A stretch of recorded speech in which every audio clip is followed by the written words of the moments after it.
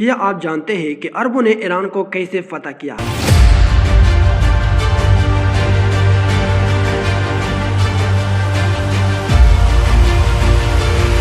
کیا یہ صرف ایک جنگ تھی یا ایک تاریخی انقلاب؟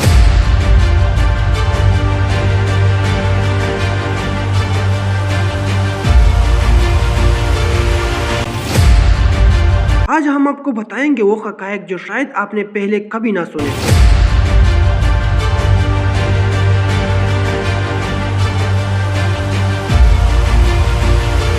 یہ کہانی صرف ایک فوجی مہم کی نہیں بلکہ تہذیبوں کے ٹکراؤ، سیاسی چالوں اور ایک ایسی سلطنت کے زوال کی ہے جو صدیوں تک ناقابل تسخیر سمجھی جاتی تھی۔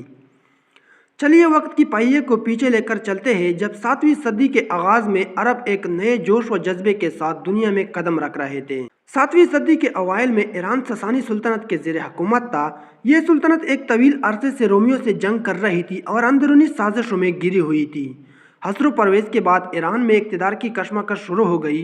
بادشاہ مسلسل بدلتے رہے یہاں تک کہ سلطنت کمزور پڑ گئی۔ فوجی بغاوتیں، زرتشتی مذہبی طبقے کی بدعنوانی اور اقتصادی زوال ایران کو کھوکھلا کر رہے تھے۔ دوسری طرف جزیرہ نما عرب میں اسلام کی روشنی پھیل رہی تھی اور ایک نیا نظم و ضبط پیدا ہو رہا تھا۔ اسلام کے ابتدائی سالوں میں مسلمان دفاعی جنگیں لڑ رہے تھے۔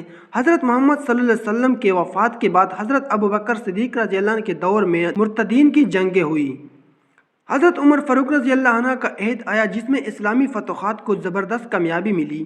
عرب فوجی سادہ لیکن بہادر اور جنگی حکمت عملی میں بہت ماہر تھے۔ یہ وہ وقت تھا جب عربوں نے اپنی نظر ایران پر مرکوز کی۔ یہ 636 عیسوی کا زمانہ تھا جب مسلمانوں اور ایرانیوں کے درمیان فیصلہ کن جنگ قادسیہ کے مقام پر ہوئی۔ اسلامی فوج کی قیادت حضرت سعد بن ابی وقاص رضی اللہ عنہ کر رہے تھے۔ ایرانی فوج کی سربراہی رستم فخرزاد کر رہا تھا۔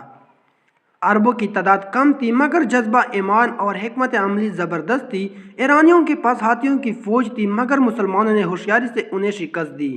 یہ معرکہ مسلمانوں کی تاریخی فتح ثابت ہوا اور ایران کے زوال کا آغاز ہوا۔ قادسیہ کی جنگ کے بعد مسلمانوں نے ایران کے دارالحکومت مدائن کا رخ کیا۔ مدائن ساسانی سلطنت کے سیاسی اور ثقافتی مرکز تھا۔ مسلمانوں نے نہایت ذہانت اور بہادری سے دریائے دجلہ عبور کیا اور مدائن پر قبضہ کر لیا۔ ساسانی بادشاہ یزگرد فرار ہو گیا اور مسلمانوں کا شیرازہ بکھر گیا۔ حضرت عمر فاروق رضی اللہ عنہ نے جب حصر و پرویز کے شاہی محلات کا خزانہ دیکھا تو فرمایا یہ وہی دولت ہے جس کی وجہ سے ان کا زوال ہوا۔